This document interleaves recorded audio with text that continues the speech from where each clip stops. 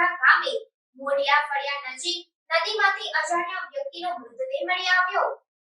મળતી વિગતો અનુસાર ગરબાડા તાલુકાના દેવધા ગામના મોડિયા ફળિયાની નદીમાંથી પાણીમાં તરતો એક આધેડ ઉંમરના વ્યક્તિનો મૃતદેહ મળી આવતા પંથકમાં ચર્ચા મચી જવા પામી હતી।